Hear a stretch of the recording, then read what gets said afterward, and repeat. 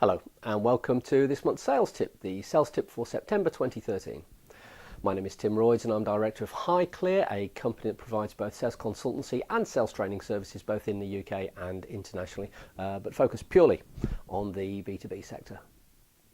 Now, last month, if you remember, I aimed to provoke thought about a critical issue, and that is the old style of consultative selling.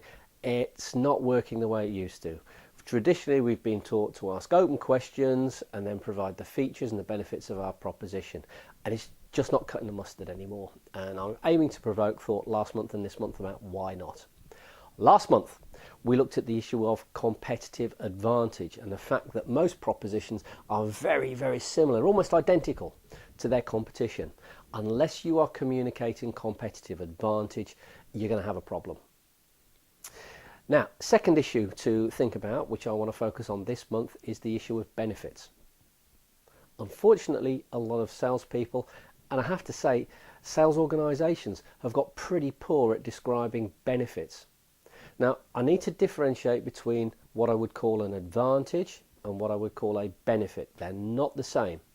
An advantage is what a feature does for an individual or a company. Things like save time, increase productivity, make more money, save money. And I bet that you've actually described those things as benefits. I wouldn't, they're advantages.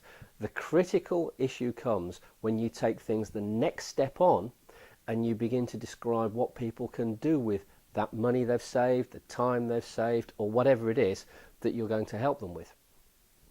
Let me give you an example. I enjoyed working with a salesperson in the finance sector a short while ago now, and in a presentation he gave to a board, he finished his presentation by again focusing on the amount of cash that he believed his proposition was going to save the company, but then turned around to the finance director and looked the finance director straight in the eye and said, "Do you remember that conversation that we had last week about your requirement to find funding for the sales team's new laptops?" And the finance director said, "Yes, I do." He said, "There we go. There's your laptops." Now, isn't that clever? So he not only described very carefully his proposition, he not only described and explained how it would save the cash, he then went on to explain what the company could do with that extra cash resource. He really understood his customer. Really good example. So look, feature is what it is, an advantage is what it does, but the true benefit is what it does for you. Individual is a customer, individual is a specific company. And a really good question that you can ask yourself when you believe you're describing benefits is, what I'm describing now, is this specific to this individual company or this individual person, or could this be true of any company or any influencer or decision maker that I was working with? And if the answer to that question is yes, it could be true of anybody, you're probably talking about an advantage rather than a true benefit.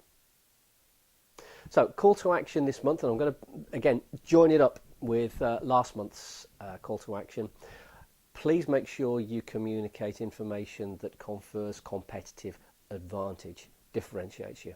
And number two, when you do move on and describe the benefits to the individual and the organisation, make them as specific as you can. That's what makes it meaningful. That's what makes it a compelling proposition. And as I mentioned last month, for any sales managers listening to this, we've done some really interesting work quite recently in this area. Please do get in touch if you'd like to know more about that. I look forward to seeing you next month.